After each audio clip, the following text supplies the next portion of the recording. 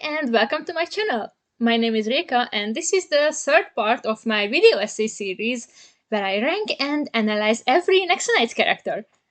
If you haven't already, make sure to watch the first two parts where I detail why I do this thing, what Nexo Knights means to me, some ground rules, and the first 4 tiers. In this video, I will talk about the 5th tier, Painfully Wasted. It's for those who could easily be on absolute okay, or could have been great but wasn't, but because my expectations are way bigger towards them, they ended up here. I won't lie, without the first character here, maybe I wouldn't even come up with this category. But I did it! And with that, this was the first category I figured out. Looking back, it seems a perfect choice, because many others ended up here. Ironically, most of them are my favorite characters. So that means one thing. I'm pissed off. I'm really pissed off. And our first character here is no other than the one and only Clay Moorington. No one is more upset about him being here than me. Yes, he's the reason I made this category. When I first thought about the name Painfully Wasted, I meant it in a bit exaggerating way, but looking back, I was too mild. Fun fact, his segment is the longest one. A bit more than 6,100 words. And no wonder why. Clay was full of potential and he was obviously created to be a true, unadulterated hero. That fits perfectly to a story about knights, so he had everything to be the best he can. But somehow they managed to make the most painful and fundamental mistakes in his case. First and foremost, while the others kept themselves very well to their personalities, Clay was irritatingly inconsistent. He only stuck to two things. First, autistic symptoms. It wasn't intentional at all, but still, it's there. The special interest, his jokes, the literalism, the way he talks, how he follows clear rules and routines. As someone who's not an expert but knows some and actually has spent a lot of time with autistic people as a volunteer, I think he turned out a fine representation. And the second aspect is him being the most skillful knight in the team. Of course, that doesn't make me want to dance for joy, because if the show couldn't even do this, it would be the bottom of the barrel. But the fact is, it was good to see that every time he was left on his own, he did much better than his teammates in similar situations. Of course, he could have faced much bigger challenges. For example, with forcing him to question the Knight's Code, which means the world to him. This would be justified simply because the series doesn't ignore the fact that Clay is as dependent on the code as I am on caffeine in exam season. We have season 1, episode 4, of course, but I will rage a lot about that episode later, so now I'd rather highlight one of the last chapters of the Knight's Code, where they talked about what the code means to them. And Clay's opinion was a quite concise statement. I am the code is me. If that isn't enough, here's a bit from what Mecy wrote. The code will guide us, but it does not have to command us. Have I mentioned how brilliant this book is? It would have been really great to see how Clay realizes that there are times when the code can't give him the right answers. I wonder if the code says that you must defeat evil even if it happens to be your mother? His character was a bit close to this point 2 times in the series, first in season 2 episode 10, but again, I will detail it later, and secondly when he became the Grey Knight. But he's a whole another agenda point too. And he didn't really question the Knight's Code, there just simply threw it in the trash without a second thought. Although the code is everything for him. And it's also the only valid reason why he's a good person. Fasten your seatbelts, this will be a tough ride. Because it's not just that he can't stick to his personality traits, but he can't even stick to the character he's supposed to be. And what kind of character he's supposed to be exactly? He was clearly written to be a true hero, selfless, kind, courteous, dutiful, dedicated, and brave, and noble, and full of goodness, and clever, and thoughtful, and I hope I don't have to go on listing adjectives because everyone understands what I'm trying to say. But seeing the result, the only thing I can ask is, holy moly, how could they write him to be that arrogant, hypocrite, selfish asshole suffering from delusional grandeur? I admit, most of these doesn't necessarily exclude the further ones, but I'm pretty sure that this wasn't a goal for the writers. Especially because in the series, everyone treats Clay like he's the God of Knighthood or something. And that doesn't help with his ego either. And on the top of this, he is in the center of the spotlight since the very first episode. And this not necessarily worked to the show's advantage or to the other characters' development. I will detail this in Macy's segment. I could talk plenty about how many ways did the first episode's first 5 minutes emphasize Clay's role. I will someday, but now you have to believe me.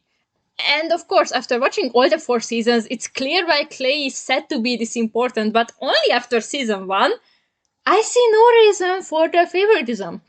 I'm sorry, but Clay in season 1 hasn't done anything.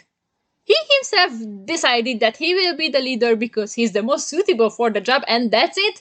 And yes, by fact, it's true, but gosh, even Merlok hasn't verbally validated this. Instead, he just didn't stand in his way. Wise decision, I must admit. Wow, Napoleon, you're pretty great at this military stuff. Just be careful your head doesn't get too big. What did you just say to me, you little prick? Apart from his talent, nothing differentiates him from the others in the story. There's Lance, who actually faced with his ego, and Mecy and her story with his dad. Even Aaron and Axel got an episode, but Clay, there's nothing earth-shattering about him, although he had loads of opportunities. Starting with the fact that the villain of the story was his childhood friend. It's not that difficult to get something useful out of this. And yet, somehow, they managed to spoil it as much as possible. It's not just not helping the story, but also not helping Clay's portrayal. First of all, we barely saw anything from that friendship. In season 1, episode 1, we saw how Clay cares for Jestro and tries to help him, so they seem to be close. But then the moment after Jestro summons the first monster, it's like Clay forgot all the beautiful memories. And apart from season 1, episode 1, and the season 2 finals, we only sense the existence of their friendship twice. Season 1, episode 9, and season 2, episode 6. But these weren't that much, only, we used to be friends, but now we're not. Apart from their structure, these scenes have one more thing in common. And that's the fact that in both cases, Clay was captured and disarmed. Which means that he only pulls out this argument if he knows that he can't do anything else. What? Jestro, when my cohorts arrive, you'll pay for this. I used to think you were my friend. Clay Moorington, you calculating bastard. Has anyone ever heard him try to convince Jestro during battles between 2 motivational speeches? Nope. There was one sentence of his what also showed some care towards Jestro in season 1, episode 5. The Knight's Code says we're supposed to defend the downtrodden. He seemed pretty down and trodden. But they couldn't spend more time with what he should do with Jestro because he has a bigger problem. Guess what? The Knight's Code. But then I utterly failed the whole Knight's Code thing, didn't I? Okay, I have to admit, even with this little deficit, these 4 sentences was the best he could do in this whole season. It built his character perfectly, reflected on his controversial relationship with Jestro and how he defines himself and his self-worth by the Knight's Code, and Mecy even told him not to take this that seriously. Yet again, we can see how everything revolves around him. Let me remind you, this episode focused on Aaron. Back to Jestro. Like I said, after the first track, he had no problem with seeing him as the bad guy, the villain. There was no big dilemma or something like, I don't want to fight against my friends thing. Maybe some, let's talk about it, I'm sure we figure something out. Hats off, couldn't ask for a better friend. And after all of this, that whole I won't leave my friend behind thing of his in the season 2 final just loses its weight in my eyes. Well, that was one hell of a mess. They implied that he betrays the others because of the influence of the Book of Betrayal, but at the same time they told me that he went to save Jestro like a true friend. Everything was terribly executed here, and we can also see the writer's favorite solution: making Clay stupid for the plot. And I'm not the one who came up with this, he literally said this! I'm not stupid, Book. I didn't bring it with me. And then 10 seconds later, it turns out he did bring it with him. Well, I'll be go to the market. I'll be go to the market? They probably really wanted to subvert my expectations here, but I can't see why. Wouldn't it make things more exciting if Clay would really betray the Knights? Why'd they give us this powerful book when the only one who actually betrayed someone was just a goddamn third-rate comedian? Because yeah, it's my firm conviction that Jestro also didn't betray monstrox because of the book. They sure didn't make Clay's character deeper here. Instead, they ignored his personality. And if we're talking about his ignored personality traits again, I could bring up Season 2, Episode 7. You know what that is? That's disrespectful, with a capital D. That sentence captured really well how Clay sticks to the rules anyway. Though I'm sure they have a rule about not making secret deals with evil wizards.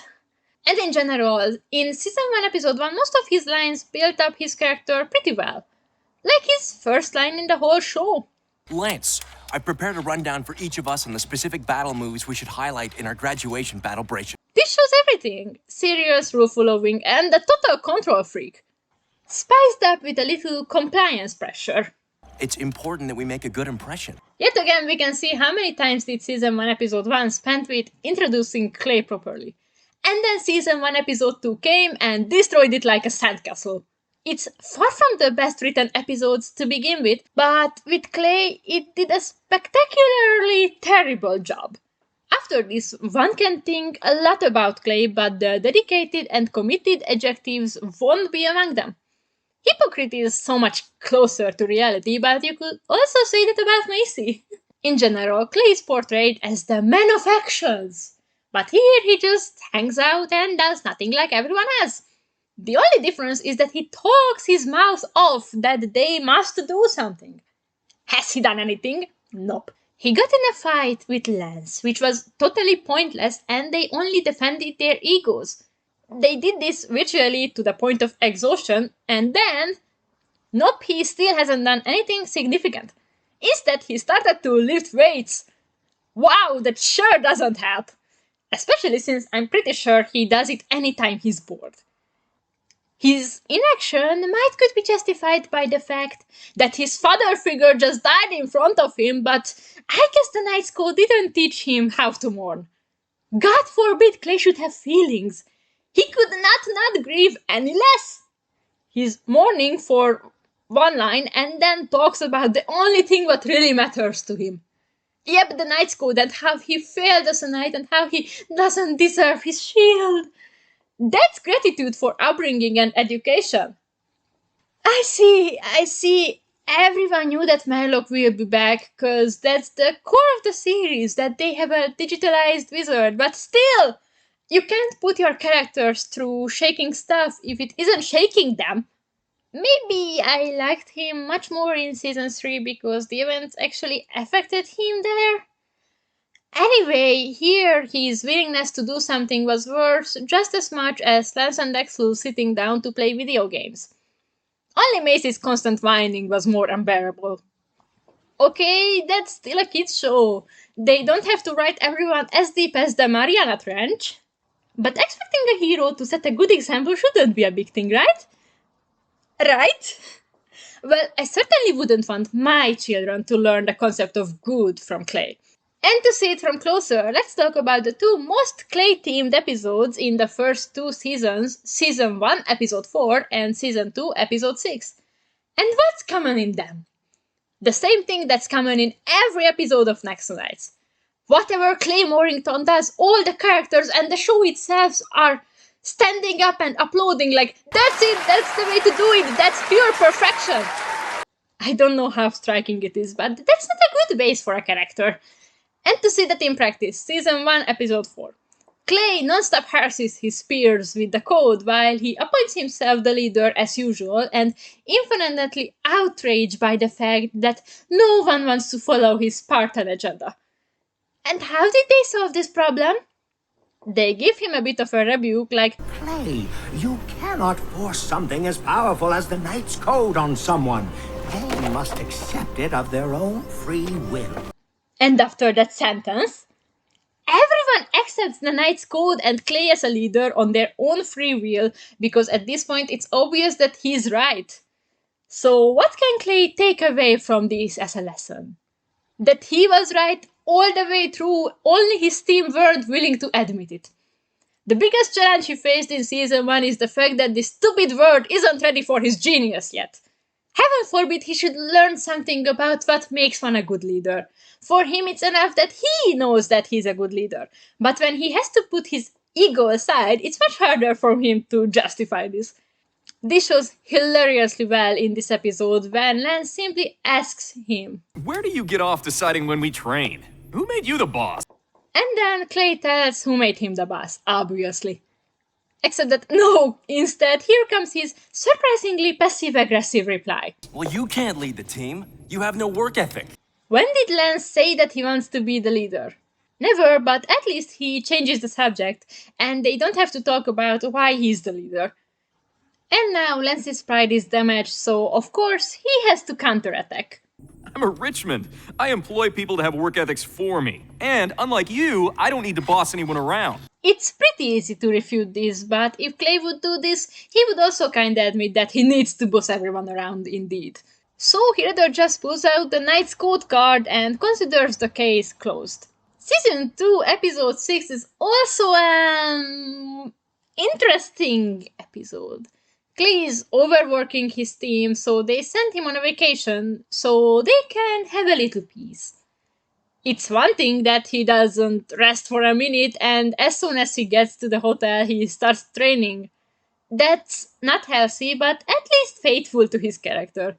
The cause of the complications is the Book of Cruelty, but intensively affects the hotel staff. And while Clay suffers the brilliantly child-friendly cruel summer of his, the others are just barely not dying due to his absence. Then they realize that they literally can't function without him, so they go and save him, and suddenly everyone's so bloody grateful that Clay is working them to death. Where should I start? In general, there's a tendency in Nexo Knights to link the challenges of the Knights with the upcoming evil book. Fear, deception, chaos, greed, betrayal, etc.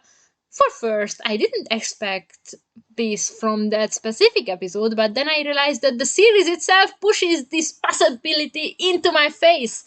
There is the amazing thought. During his little break, Clay could have realized that he was too hard on his team, and although hard work is great, without rest it does more harm than good. And it's really there, right at the beginning of the episode. It's all like the lead up for the Book of Cruelty. Okay, he runs the knights in full armor. That's quite useful. Then assign some more unpleasant chores. That's not the end of the world. But then something snaps in him and orders Lance to clean toilets with his toothbrush. A technique which even the hotel manager would envy. With that lead up, how could they not do anything? This episode has the same conclusion as the others. Clay Moorington is the embodiment of perfection. Every word of his is precious and he is always right. They confronted him with his flaw, but at the end of the episode, everyone begged him to continue everything the way he did it before. Stunning, isn't it? And again, I can only say that the fact that this is for kids makes matters worse. Because Nexo Knights tries to occasionally formulate some moral platitudes. For example, here we learn that taking break is bad, and it's totally normal if you can't remember to clean shop or just fill up the engine by yourself. Just get a Clay Moorington who forces you to do all of this. How much better would it been if the knights, for example, learn what responsibility is, and the obviously workaholic Clay learns that rest is not the worst thing that can happen to him. He had so many chances through the first 2 seasons to grow as a person, to learn, since of course nobody is perfect. When he did learn something, it made no sense either. Okay, he learned in season 1, episode 5 that everyone has fears. That's great. But we also have season 2, episode 1, and after this, it feels like the writers themselves don't understand Clay's character. Or they just really willing to sacrifice his personality on the altar of learning. Which is surprising, since until this point, the complete opposite happened. Looks like they can't really balance with this. Here they go back to school, and what a surprise! They learn that live and learn. And for this sacred purpose, Merlok always calls them lazy. Lazy, lazy! You didn't even figure out what Jestro was after? And no respect for the exception. So they go back to the Knights Academy, where Brickland also calls them lazy, and they get beaten up by a bunch of kids. And then they have enough, and they beat up the bunch of kids. First, the core idea to bring them back to school was great. In the first season, we just heard about it, so it's also a great way of deepening the world building. And since that's the place where their beautiful career started, it would have been really great to see what they think about their alma mater. Yeah, it would have been. Maybe Lance and Aaron got the most hateful portrayal here. Aaron as the troublemaker, and Lance as, well, not the brightest student ever. About Macy, we know nothing about Macy. Regarding to Axel, it's not even worth to hope for something. But Clay! Let me quote the Knight's Code. The place I call home. I hope to be principal here one day. No surprise, right? He's an orphan and an unadulterated nerd. Of course he loved school. Like he said, best 4 years ever. This could have been easily guessed from his base personality, from the fact that he was on the top of his class, or just from the Knights of the Ram, which at least portrayed this aspect of him successfully. I think it's not a big thing to expect this episode to treat Clay accordingly to all of these. If it comes to Clay, it doesn't worth to expect anything, I guess. Brickland showed no respect towards him. Clay was more of an embarrassed, apologetic little boy here. What it is compared to when he pulled Jestro out of a hole just by saying that they're friends. Because Moorington's friend can't be a bad person. Here Clay doesn't look like someone who returned home. And the academy doesn't look like it's seeing one of its top students either. And what can I say? It's bloody irritating. And for what? So he can learn with everyone else that lifelong learning is important. Oh, barf! What is it with you and all the lessons? He has his problems, but you can't say that he doesn't want to keep improving himself. Like I said, this show tries to teach stuff to kids. But in practice, it hardly can give some sound and usable lessons for a 60-year-old, so why that was so necessary? Apart from this and season 1 episode 5, Nexo Knights strictly sticks to Clay's perfection. Okay, he probably believes that he's perfect, why wouldn't he? He's the hero, all capital letters, and he loves it. What do you think why he loves to pose so much? That's actually the only thing in the show that shows his ego and makes fun of his big ego. And he also has an obsession for rescuing. We have season 1 episode 7 where in the maze it should have been really obvious that the crying child was a trap, but nope, Clay had to fall for that. But there's an even better example. The Knights of the Ram. Here, Merlok took the little Clay to a Knight's Torment. But he probably forgot to explain the rules. Cause when one of the two knights knocked the sword out of his opponent's hand, he stated that That's not fair! Grabbed the sword that just had to land next to him and went to help the swordless knight. Together they defeated the opponent, and the little Clay not just got praised for what he did, but also got the sword. What the cottage cheese?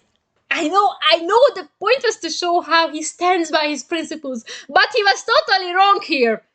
Unfortunately or not, in a sword duel, someone sooner or later will prevail. Without that, it would be a bit boring. If they really want to do stuff like that, they could have done the same thing like in one of the webisodes where the little Clay recovered the lady's purse from a thief. It makes much more sense. But Clay had to be perfect even at age 11. Like always. Unless, of course, if it's more convenient for the plot. I really don't understand how could it happen, because apart from Clay, everyone is really consistent in Nexo Knights. And if they wrote bastards, that was on purpose, and they made fun of it many ways. Like Monstrox, the Richmonds, Halbert, Alice, Jorah. Okay, admitting that your main character is a jerk is not a good thing either. While in this form, not. Instead of this, maybe they could have written him correctly. I think with analyzing that 5 episodes, I managed to support my opinion that he's not a well-written hero. I see what they tried to do, yes, I appreciate the intention, but it just doesn't work. This show mostly just tells that he's a good person, but we get way too little actual evidence for that. His values and perception of values are easily changed if the plot wants that way, or they can make some jokes out of it. Him always trying to do the right thing should form the story. He could have faced situations where there's no fully right way, or maybe he can't save everyone. Or better yet, he should learn to be knightly simply for the sake of it, and not for a stupid book. 'Cause now his only reason is the Knight's Code. Yes, I have my arguments in favor of this, and it's not the time to tell it, but I can't wait to record that monologue. Anyway, we have Aaron and Lance, who are morally the most flexible. It would have been great to see more scenes where next to them Clay's way different attitude is more noticeable. Oh, and when his flaws are thrown in his face, the result should not be that his flaws aren't flaws after all, but blessings that no one has been able to appreciate. Another totally missed point is that here, he's not smart. He should be portrayed as way cleverer. Starting with not falling for any lame trap. And just with giving him more chance to show off his knowledge, or being more quick-witted, or just giving him some half sentence as a subtle sign. Random analogy, but in Voltron, Legendary Defender, my beloved gay space dad, Shiro, totally nailed this. It takes more than a glowing alien wound, a fall from the upper atmosphere, and crashing into a hard-pan surface at what I'm guessing is about 25 meters per second squared to get rid of me. How are you? By the way, if you enjoyed Nexo Knights, I'm pretty sure you'll like Voltron. Pretty similar, came out the same year, they're like some weird twins. And if I had a nickel for every time a blue and a red-coded character had a perfect chemistry and clearly were meant for each other, but the writers kept them as friends, I'd have 2 nickels. Which isn't a lot, but it's weird that it happened twice. And it doesn't end on a cliffhanger! Instead, its last 2 seasons are terrible. Going back to Nexo Knights, it also would have been great if Clay actually deserves his position as a leader and not just making a statement that he's the leader. Maybe he could learn about how to be a better leader, or he could have an actual responsibility. In one of the concept videos, there was one little scene where we can see Clay speaking to the king, and it looks like the king holds him to account a bit, and Clay feels uncomfortable a bit. And my very first thought was, oh my god, why we didn't see that in the series? And like I said it before, and I will probably say it a few times too, Clay could learn to live without the Knight's Code. I'll draw my ace, cause it's really easy to use and hard to refute. A child really shouldn't see that one becomes a good person by blindly following an age-old set of ideas. It's not a good thing no matter how much Clay wants to prove the opposite. Although, in his case, it's still better for everyone that way. And yep, these weren't too positive. For a change, here comes a pile of praise, because Season 3 treated Clay much better. It's amazing that all it took them to do was to kill him. The high point of Clay's character so far has been his turning to stone. To cripple the protagonist with a slow-moving death curse was a very bold decision. And whoa, how worthwhile it was to make this bold decision. We saw it from the front row how the curse and the awareness of death shattered him. And since he was way too busy with dying, he had much less time to be a jerk. Of course, he held up as well as he could, but it was still noticeable how he became more and more somber and jaded. Where do you think you're going? Season 3 was the point where Clay became my favorite, and that's fully because this little change in his behavior. Okay, Knights, let's move like we got a purpose. And it's totally reasonable, since even just the symptoms touch him at a sensitive point. Through 2 seasons, it was told many ways how exercise and training is essentially a necessity for Clay. To be deprived of that must have been quite a slap in the face for him. Especially since he doesn't seem the type who, up on a pillowed couch, should die. They even addressed his difficulties sometimes. Slightly, but I think it's enough, otherwise it would be a weird shift for a Lego show. I'm just getting used to this battle suit. It feels stiff and unnatural. Or maybe that's just the rest of my body. I'd like to highlight Season 3, Episode 8, again, when the knights are running around and Clay, well, can't really run around. It's a bit uncomfortable to watch, and that works perfectly. We also saw the stubbornness of I don't need help, although I missed one thing from that. Because it would have been wonderful to see how he felt after his life depended entirely on someone else in Season 3, Episode 7.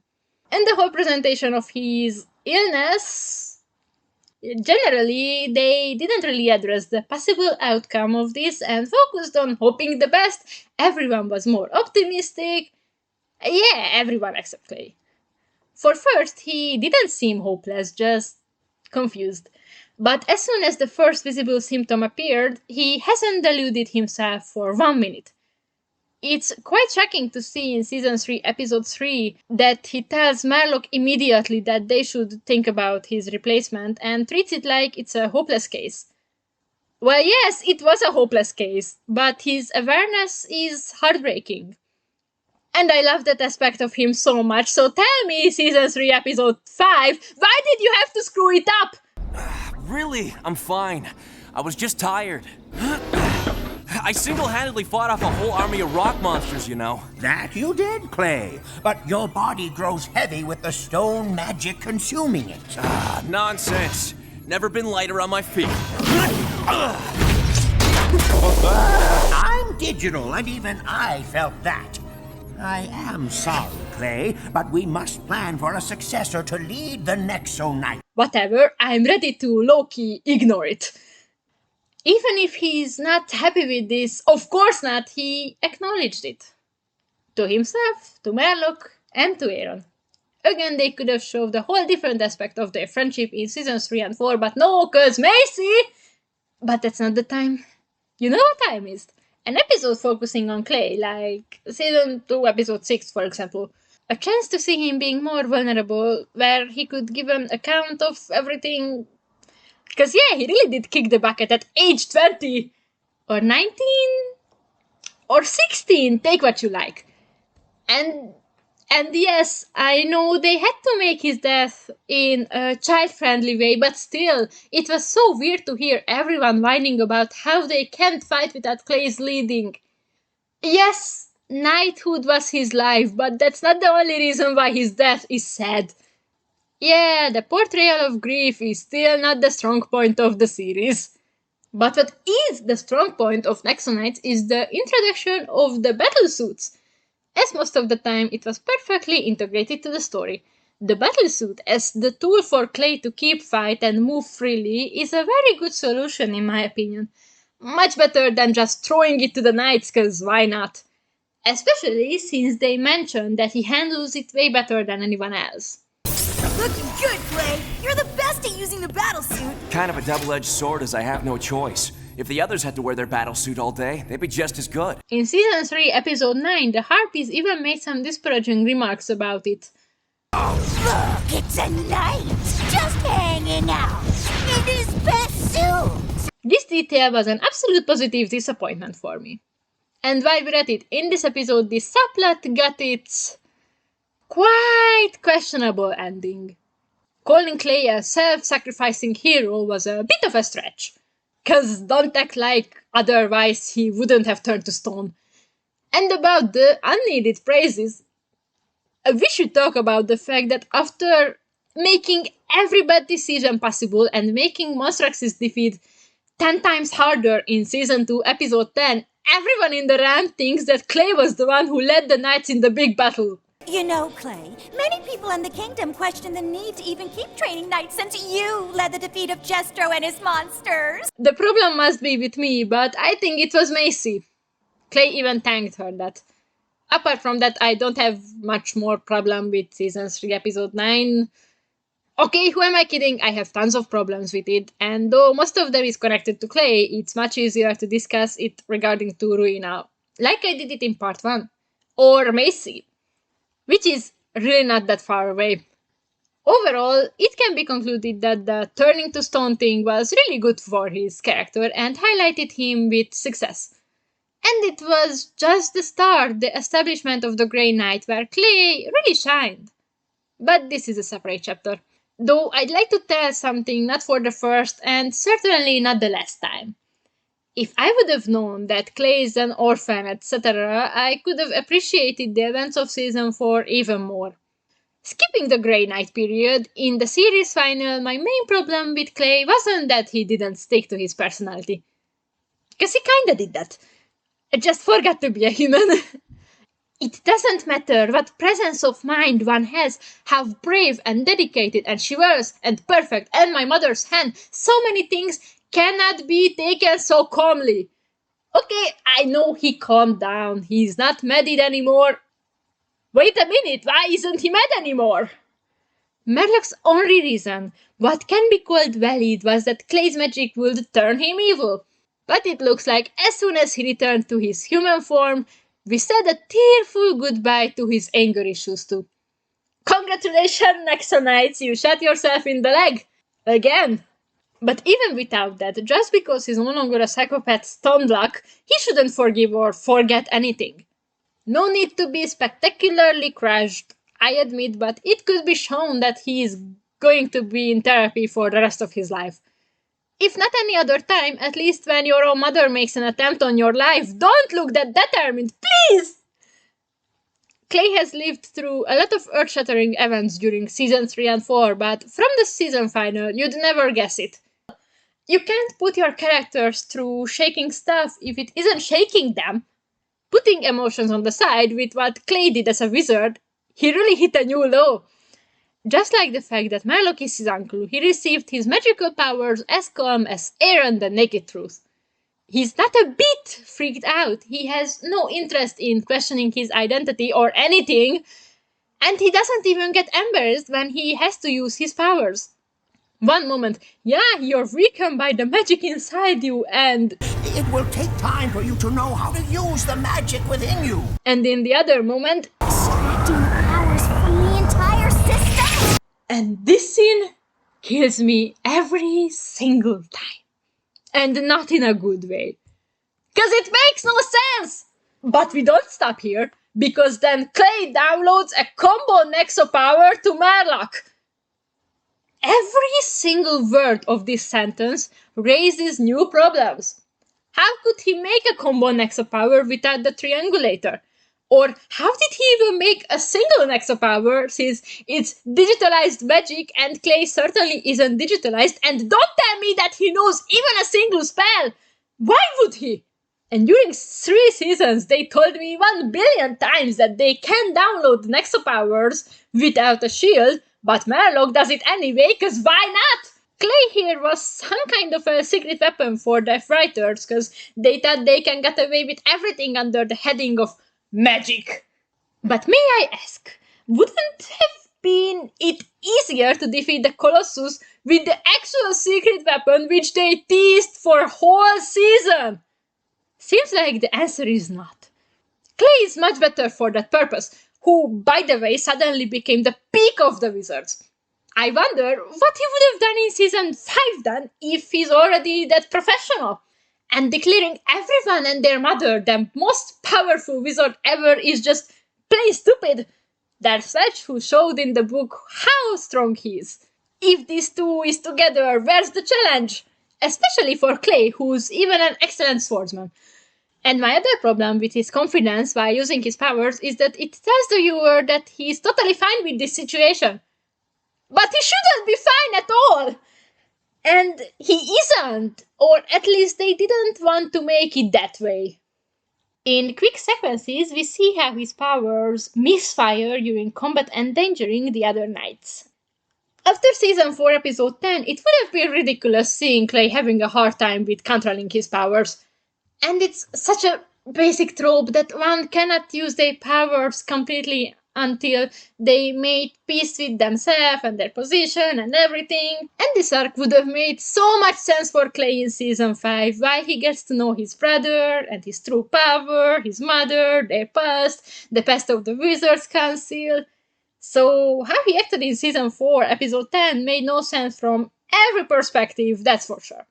Not after the events of Season 4, and definitely not regarding to Season 5, where I finally saw how many things happened to him was in the last scene of his in Season 4. And in the whole series.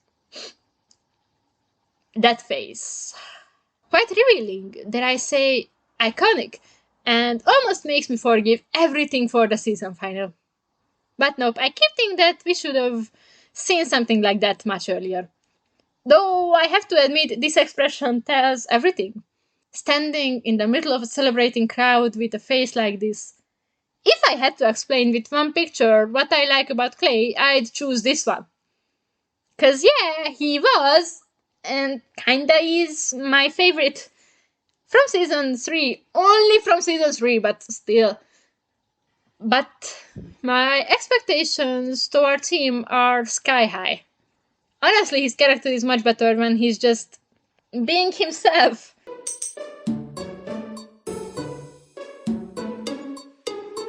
No unnecessary highlight, no stupid ideas, no hypocrisy, just his bare existence in a world that hardly is like what he imagines.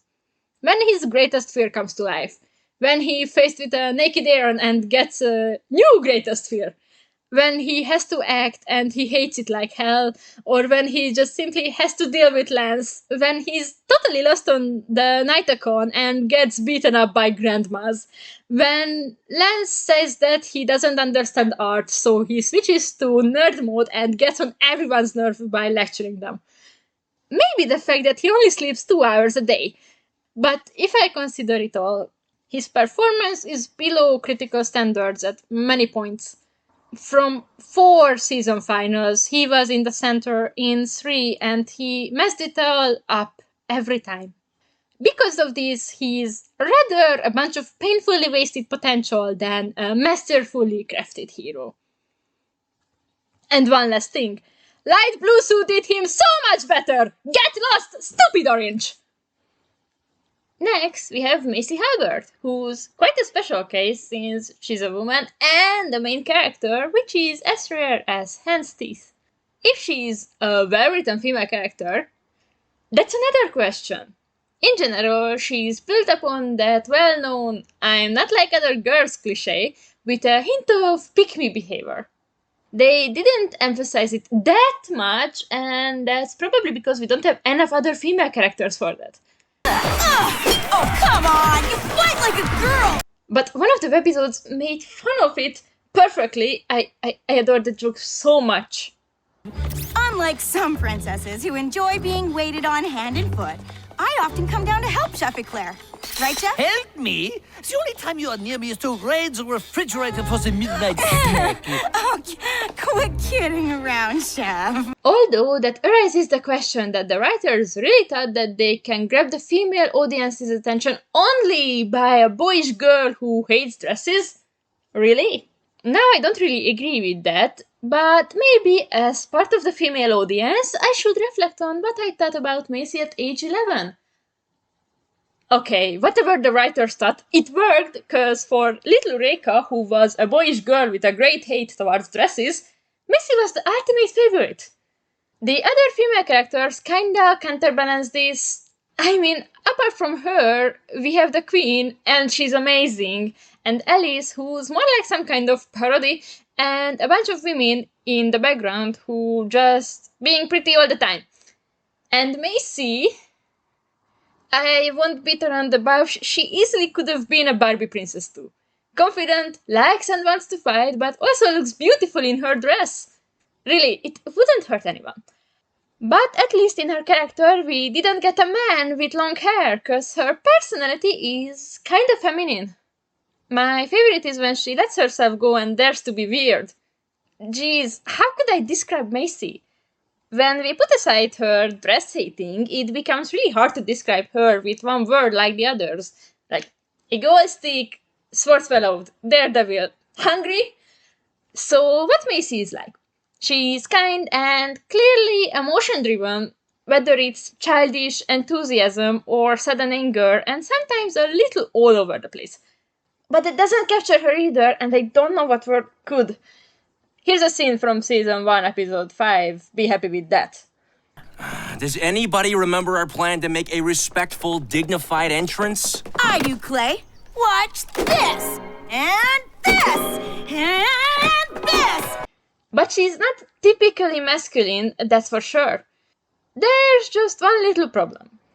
That the series has managed to use Macy's more feminine qualities to scandalously self-serving ends. So the final result ended up a bit sexist. As I already hinted at, Macy is far from perfect. For example, she is easily blinded by her emotions, and that heavily affects her performance as a knight and the decisions she makes. They mostly used it in Season 3 and 4, but surprisingly, they already told us that in Season 1, Episode 4. Macy, you lost focus because you're upset. Unfortunately, the series wants to do nothing more with this than make a statement. The best example for this is Season 3, Episode 9. Here, Macy's mother got kidnapped in front of her eyes and she had to watch this helplessly. They told me 2 times that now she's angry and therefore irresponsible. I've been rubbing my palms together because this must be a really exciting episode, and then nothing happened. Macy did literally nothing in that episode. Instead, Clay stole the spotlight as usual. Okay, he turned to stone in this episode, but I don't believe it was necessary to push Macy aside. And why? So Mr. Moorington can save the day alone for the 3rd time in this season! Apart from dying, he had another reason for that, since that way he faced alone Ruina Stoneheart, who is his mother, if anyone forgot. But here nothing happened either, so this isn't the best argument. At least in Season 4 they managed to build up something similar, and it actually got a conclusion. At this point, I think it's worth to mention that I believe shipping is a totally subjective thing. In any case, I think the first 3 seasons regarding to Clay's and Macy's relationship have just about danced the fine line between friendship and love. I truly think they had a great chemistry, which was supported by their overly intimate dialogues and their body language. Although, even with that, it's still a subjective category. On the other hand, Season 4's script and story totally cast its vote for Clacy. But officially they were still friends. Everyone, please, don't give the characters lines like, That doesn't change how I feel about you. if they are meant to be friends. This turned out quite ambiguous. And now I will argue against myself, but generally I think the idea that Macy doesn't get a love interest is a great thing. That way she can be what she's supposed to be, a knight, without being defined by her boyfriend. I'm sure she would hate that role. So the intention itself is commendable. I really don't want to campaign for Macy to get a love interest. No, my problem is that apart from this, their relationship doesn't look like a friendship. And on paper, it's true indeed that she isn't defined by another man. But in practice, in Season 3 and 4, her only purpose was to worry about a man. So the independent strong woman thing didn't really work out. Fun fact, in a slightly freaked out moment, I wrote a 10-page long essay about Clay's and Macy's relationship. If you'd like to hear it, make sure to let me know. Whatever, whether we look at them as BFFs or the perfect couple, Season 4, Episode 7 hits, that's for sure. Maybe that was the most well-built-up event of Season 4. Basically, since Clay turned to stone, we've been hurtling towards this. Episode by episode, we saw all the signs that someone is going to get hurt in the midst of big emotional storms. What was the intention behind it? Macy's sincere friendly devotion? A sorrow-soaked saga of suffering sweethearts? Or just Macy got that role since she's a woman and therefore she can have feelings? All of this could be appreciated a little more if there were some reference to the fact that men are forced to suppress their feelings. But if this would be present, it would be more rational for Macy to suppress her feelings too. Whatever. But it's sad to see that Macy's very legitimate feelings are merely detonators for taking the plot forward. But never to take Macy's character forward. Don't tell me that the events of Season 4 Episode 7 had any effect on her. Another example, she was the only one who actually showed symptoms of grief when Clay first turned to stone. Sounds great, too bad that the whole thing was just there to give some stupid, made-up reason for why Clay's statue ends up on the top of the fortress where, what a shock, monstrox can strike him to life. Long story short, if they could have come up with a better solution for that, Macy would mourn just like everyone else. And no, that's not okay, but the non-existence of grief is a problem in Nexo Knights since the very first episode.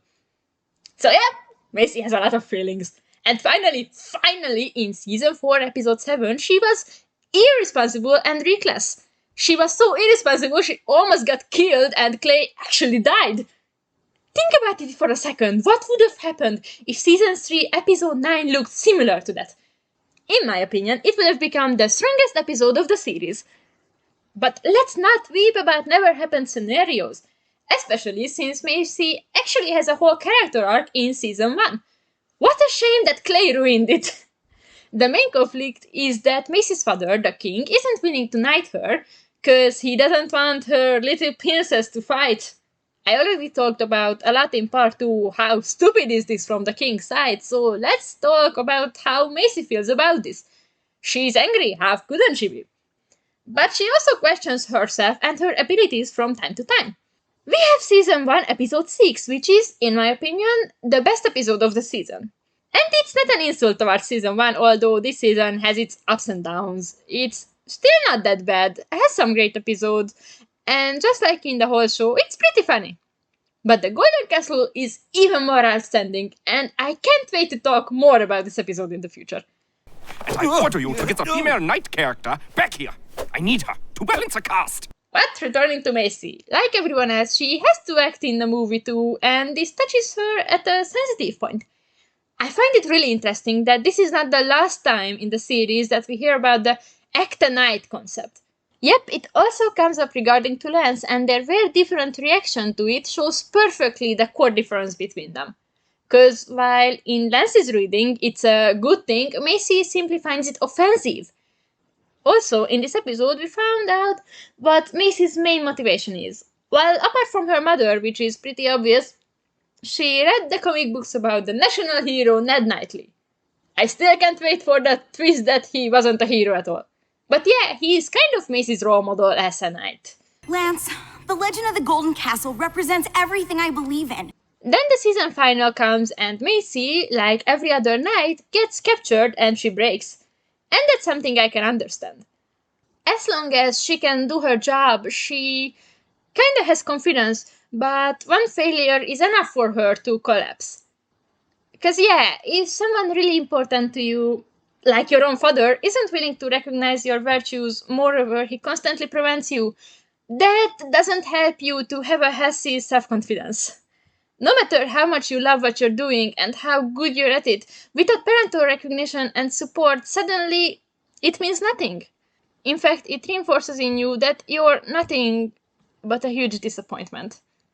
But then Macy escapes. Well, not exactly, because she gets rescued because that's how you write strong women. Whatever, so she's free and she's full of hope, and finally, even her father seems to understand her a bit more. Here's a big chance, and then Clay stalls the show completely. Well, that was not good, really not. Macy totally would have deserved that Nexo power to reap the rewards and thus earning her shield. I can't understand why Clay needed this scene, since I detailed it before. He got more than enough screen time and plot anyway, and he did absolutely nothing in Season 1 that would have established this.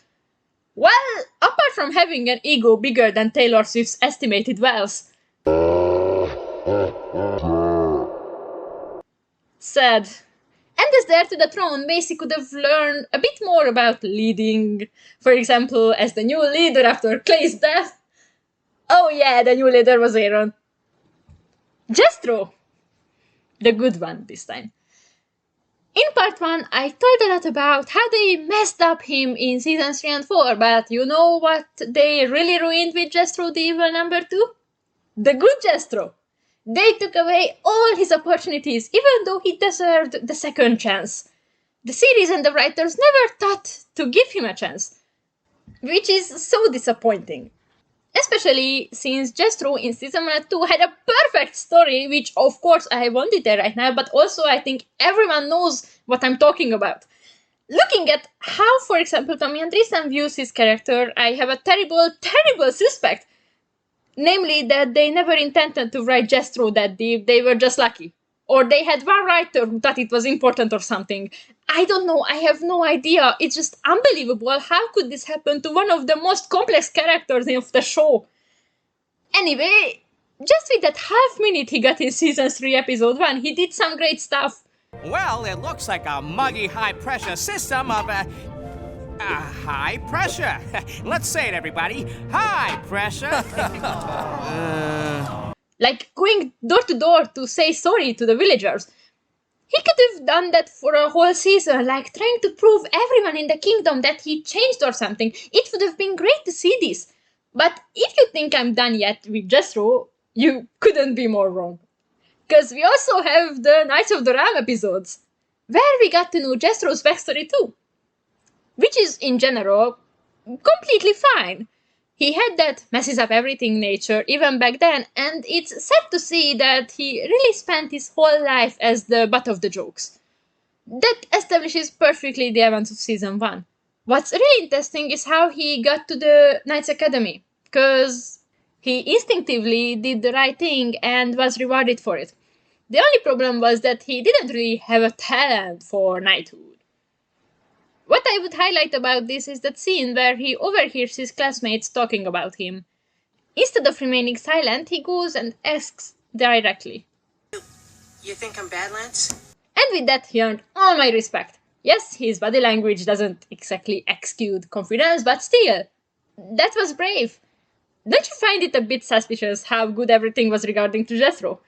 Everything aligns with the series, it's a great establishment, and it's totally plot hole free, right?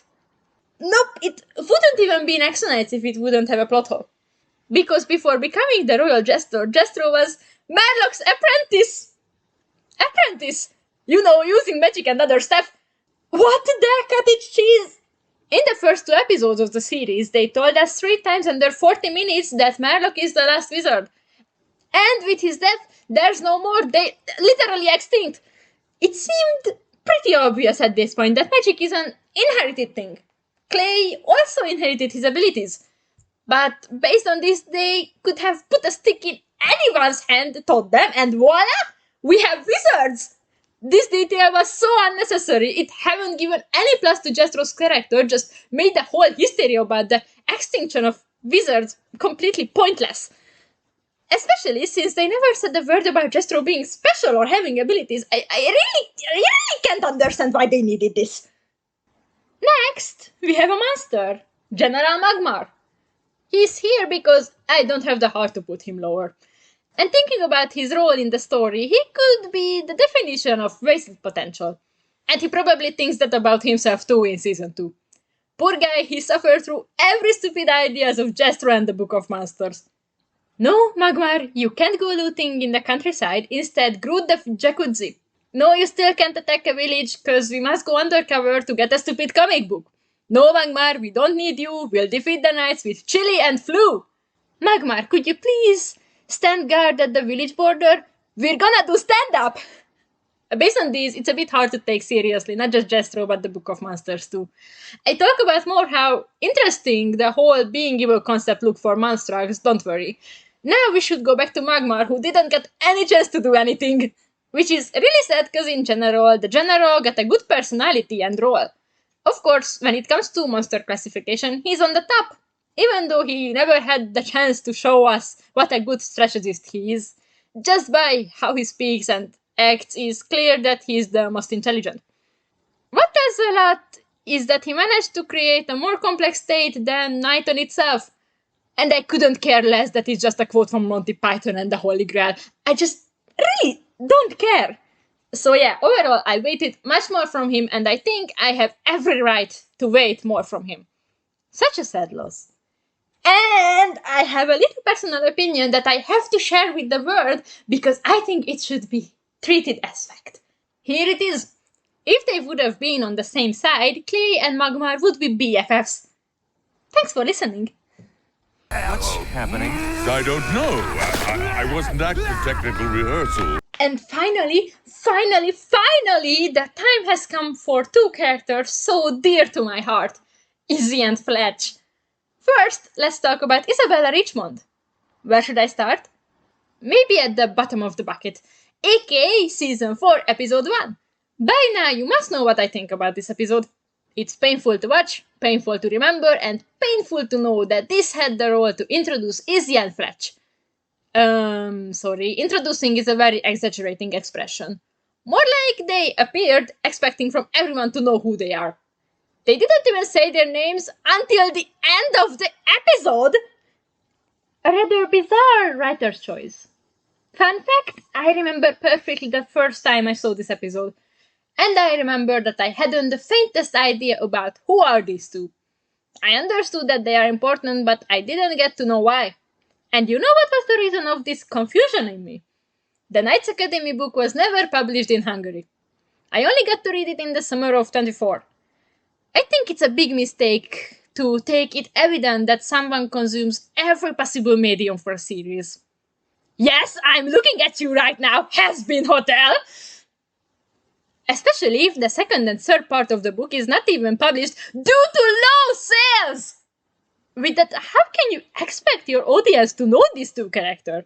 They didn't even try to tell me important information about them in Season 4, Episode 1, cause Fletch and Izzy got 4 sentences each. I wish I'd be kidding! And with those 4 sentences, they only gave us 1 information about both. I'm still not kidding! And I didn't even mention the quality of this information. For example, about Izzy, we got to know that her relationship with Lance can't really be called close. You don't know the half of it. Oh, we don't hang out much. Not much, but still far better than Fletcher's part. And that's all from Izzy in this episode. Great! Thinking back to the time I first saw this horror, I've definitely asked myself why Lance needed a little sister. Because from this episode and the overall season, I got no answer to that. At least we saw Izzy again in Season 4. She even talked! Amazing! From Season 4, Episode 7, we got a snippet from her relationship with Lance and her personality. We also saw her in the end of Season 4, Episode 10. Hey, big bro! Hey, little sis! And they acted totally okay. Why? It made no sense except showing off Izzy. I love her, really, but if they have to show off someone, it should be Fletch. So yeah, that's all what we got from her in the series. But the book! I won't lie, I started to read it with 0 expectations. And oh my gosh, it was such a positive disappointment! The characters and the story both surpassed my expectations. I only heard about Max Brallier. I never read anything from him before, but it's clear that he wrote this book with heart. Of course, it's not perfect. It has some problems. Or more like one problem, but in huge amounts. Giving a name to this problem, the plot has more holes than an Emmental cheese. Do we have any pancakes? You want pancakes? Let me check. Yeah, we have a ton. But even that couldn't stop me from loving this book. And I think I should say some words about the story. So, here's some words. Academy, this is not a scavenger hunt. It is. The feeling, secret tunnel, Rogul, Fletch is totally not a wizard, skeletons, getting out the secret tunnel, why they give weapons to kids on their first day and make them fight each other. Fletch gets publicly humiliated / almost killed. Izzy makes something stupid, but at least she's a great friend. Brickland gets a stroke. The main skeleton gets the forbidden power. Izzy and Fletch goes to get back the forbidden power. The main skeleton flees. The forbidden power is destroyed. And fine! They don't get expelled. That's the story. I will talk about the details regarding to the characters, and if not, that sure isn't relevant. And if you still think that's not too much, don't worry, I actually plan to make a whole video about the story of this book, like an animated recap or something, because I think it's a fun story, and it would be great if more people would know this. Now we covered this too, so we can really talk about Izzy. Starting off with reading the book, did I get the answer to my big question about why Lance needed a sister? Nope. But I also think that without the rest of the books and without season 5 and 6, it's a bit unfair to judge the position of her character.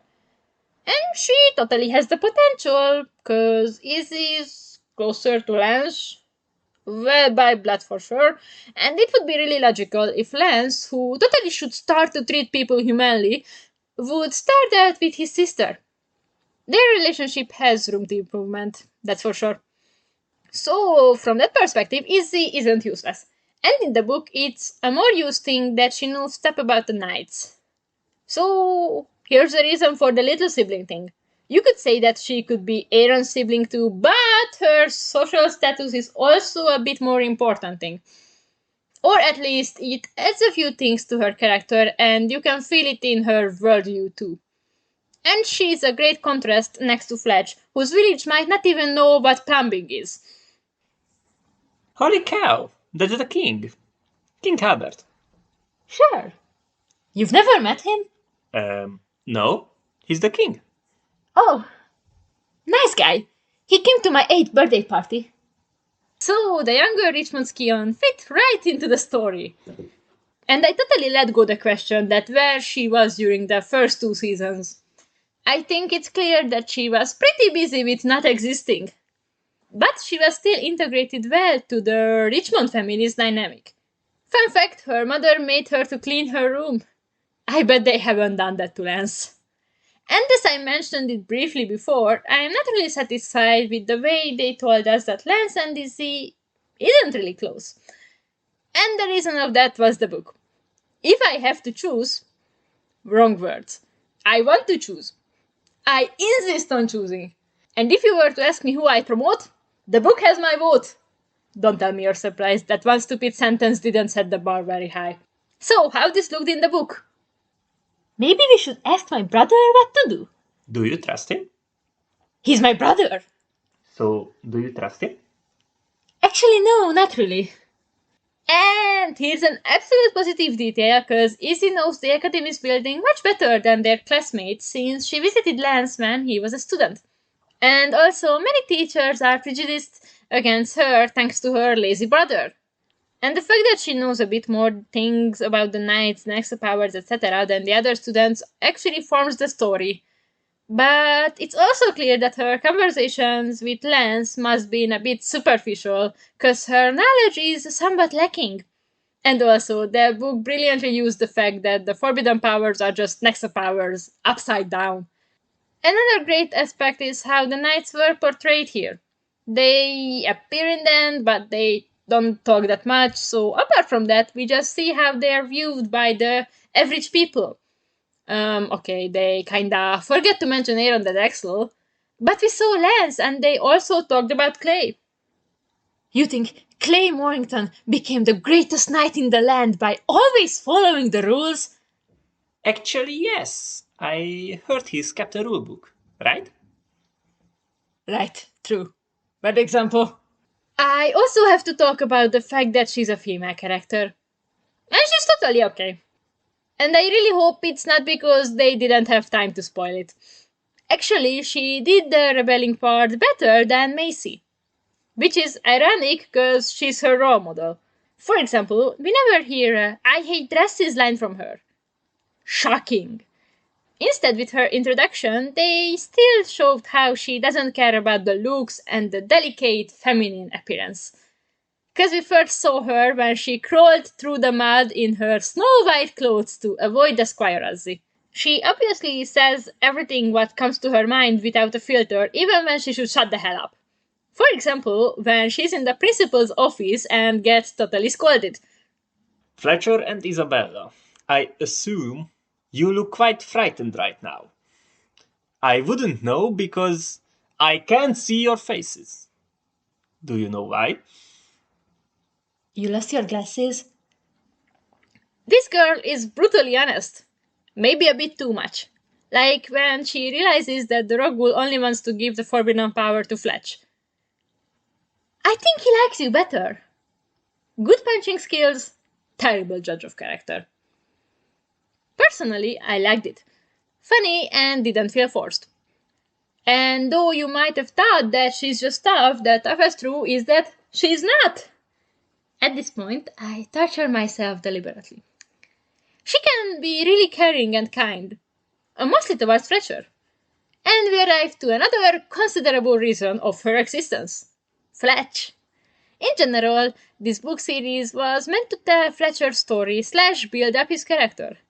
I love this book with all my heart, but its existence is a war crime against proper storytelling. Whatever, so Fletch is the main character. Just like Izzy, even though she sometimes tends towards the supportive character role. Their personalities, just like everything else, complement each other perfectly. Which means that, yeah, one of Izzy's main job is to keep kicking Fletcher forward, who otherwise would just spend most of his time hiding under a bed waiting for the storm to pass. The beginning of their friendship is really cute and fast.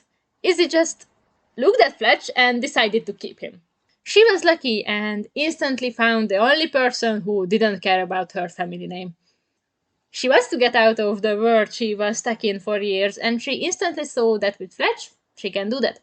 And she never questions his oddities, just accepts them. Like, here's the first conversation of theirs, where Fletch hides behind the tree because he faced a social situation. I love that kid so much, but Izzy also wants to hide behind the tree. So, what you doing back here? Hiding behind the tree? That's normal. You mind if I hide too? Fantastic, thanks. Her staying next to Fletch also reasoned by the fact that this academy is filled with other rich noble scions. We have Draco Malfoy, Ethan Ziago. On this picture, he looks like he says, "My father will hear about this, but don't worry, he just bribes the chef."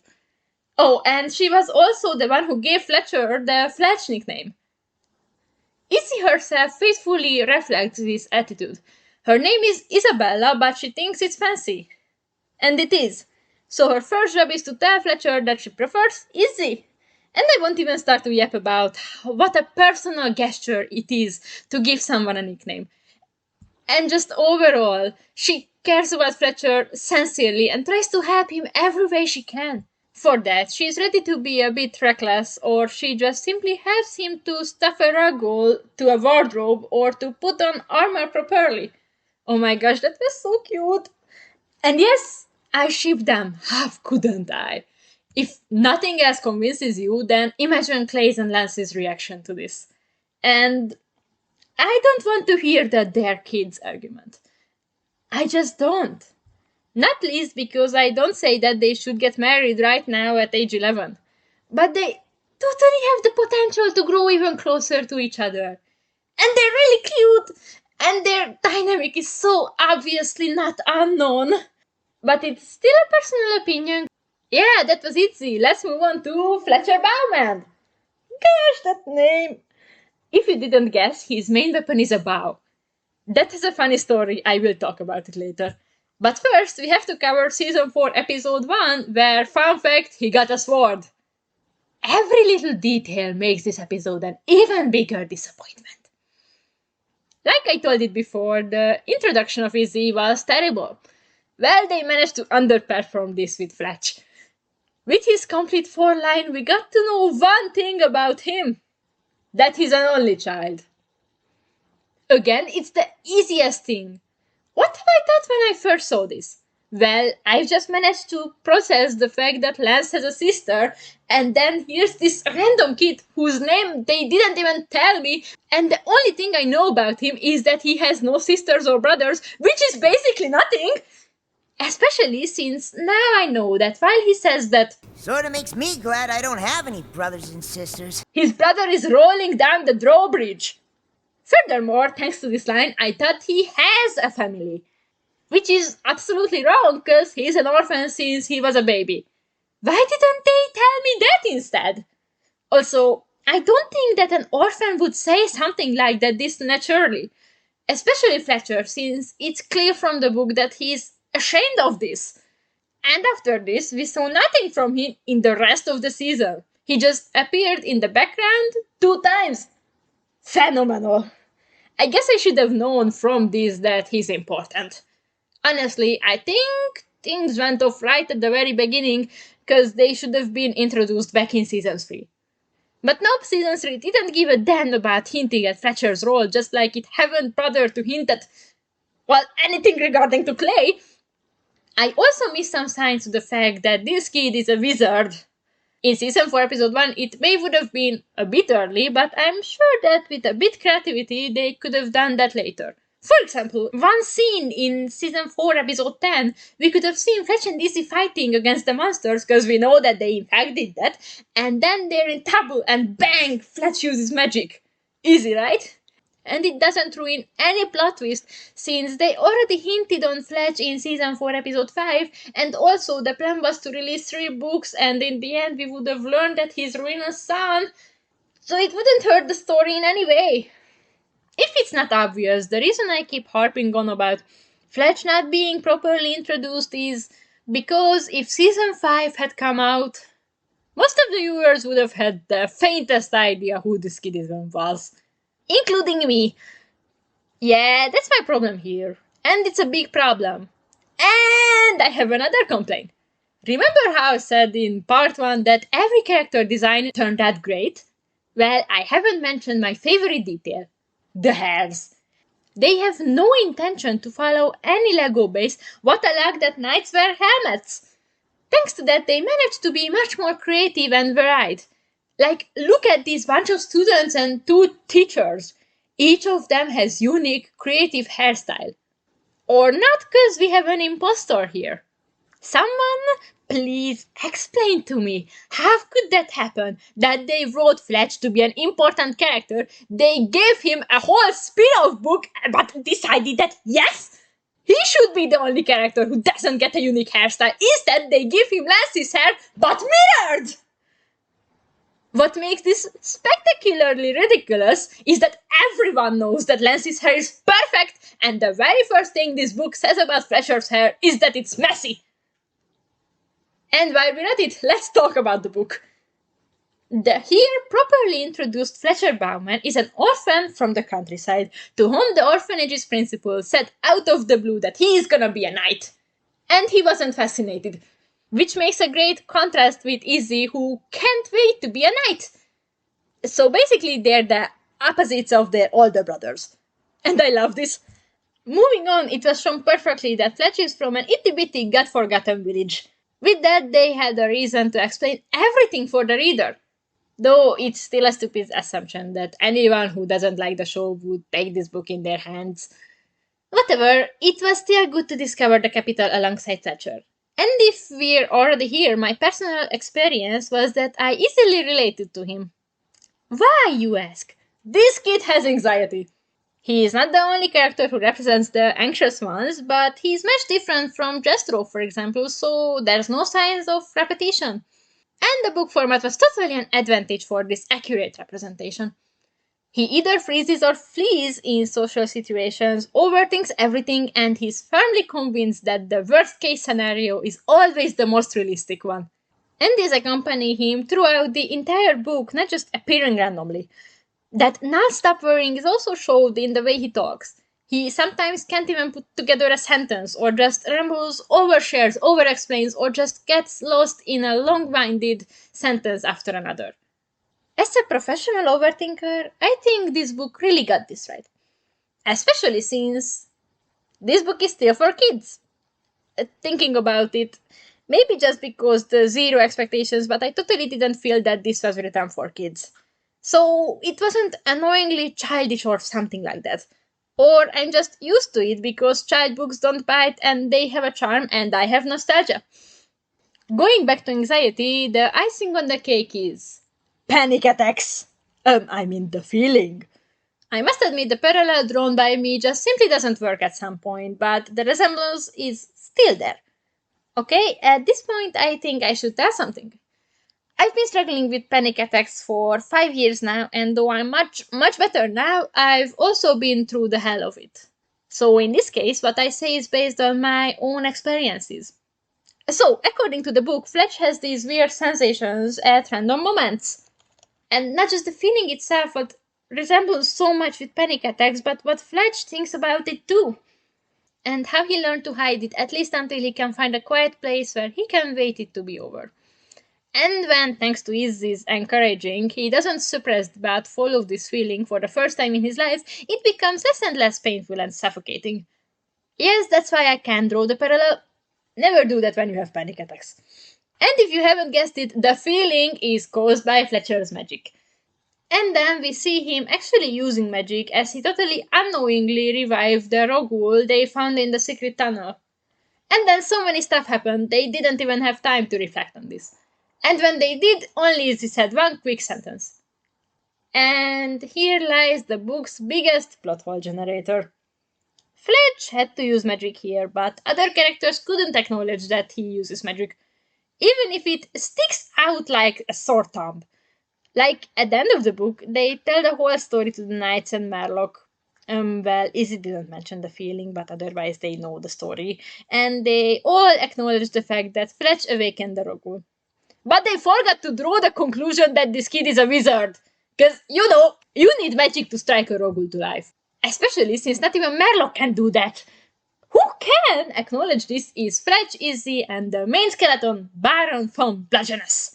He did not hesitate to make such statements. I can smell it in your blood, young one. Magic. Fletch doesn't smell. You smell. You know who else can smell magic? Brickland. He really scares the hell out of Fletch when he smelled the magic of the Rogul in the academy. He said interesting things like, magic turns everyone evil.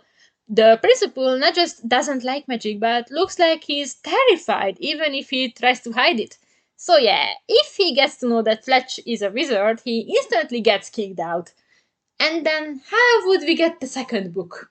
Though merlok promised Fletch that they will talk about it sometime. I wonder how honest that conversation would have been. Back to Brickland, I wish we could see any sign of this attitude in the series. Just like that firm belief of the average people that magic turns everyone evil sooner or later. But nope, sad. At the end of the day, he only achieved that. Now Fletch also afraid of turning evil. If you ask me, the Ram is the one what shall be afraid of this. After season 4, I bet he would easily kill everyone. Whatever I think about it, this kid barely breaks a sweat after casting really difficult and strong spells. And this actually comes handy for him, cause he's not a knight material. And that's why I think he has so much more reasons to be a strong wizard than Clay. There's a scene towards the end of the book where he literally fights for his life and there's a wall full of weapons and he is forced to choose an arrow. Because that's the only thing that he can lift. It's a weird method to settle his weapon choice, but I like it. It's funny and totally fits into his character. Because of this, I'm willing to overlook how it gave no explanation as to how can he cast spells with an arrow. I wonder if they would have kept that for season 5 too. I hope they would have kept that for season 5 too. Anyway, it just gets lost in the plot hole ocean. The Rogul is the same case. In general, it showed us really well how they act and work. What a shame that this has nothing to do with what we see in the series. But putting that aside, the core idea that Fletch has a Rogul which follows him everywhere unless it gets locked in the wardrobe, it's hilarious in the best possible way. And I saved the best for last. Clay! Like I said a long time ago in part 1, I don't want to ignore the fact that he and Fletch are brothers. Even though I can't do much with this information since we never got season 5, never saw what kind of dynamic they have, how they got to know each other and became real brothers who aren't only connected by blood. And yep, here he finally deigns to be that kind and heroic knight he's supposed to be. Forever grateful for that one, Max Brallier. Just like for this whole scene. It's in the end of the book, not more than a page, but oh my god, that's what I mean by subtle hinting. That's what I wanted to see in season 3. This scene, I love it, I worship it. This is my Roman Empire. Well, apart from the real Roman Empire. So they're taking back Fletch and Lizzie to the academy, but before that, Clay and Fletch have a little chat. This book gave us a really great description for Clay in general, but the fact that we saw him from Fletcher's perspective just made it even better. And I knew it. I knew that he has a thick, square jaw. I've been drawing him like that for forever, and I screamed when I read this because I knew it! Back to the conversation, Clay asked about Fletcher's name and family, and from that, Fletch got embraced quickly. With downcast eyes, shyly admits that he's an orphan. And then, Clay gave Fletch a hearty pat on the back. So hearty that Fletch almost coughed up a lung. I'm an orphan, too. Fletch couldn't hold back a grin. Clay wasn't from some famous family. The greatest, bravest, most knightliest knight in the land was also an orphan. I love this scene so much. It's so cute and honest and I can't even find words. I really wish we would have get that rest of the books or see him in the series while actually doing something. This way, I can only see a charmful character full of potential who stole my heart but never had the chance to actually shine. One of the greatest losses in Nexo Knights, if you ask me. And that was all for today. I hope you had a great time. Now only one part and 2 tiers left. Finally, some characters who has more good aspects than disappointing. It's been a long time coming. If you have any thoughts, make sure to write it in the comments, like, subscribe, and see you in the next video. Bye! Oh, no, wait. Have I mentioned that I hate Season 4 Episode 1?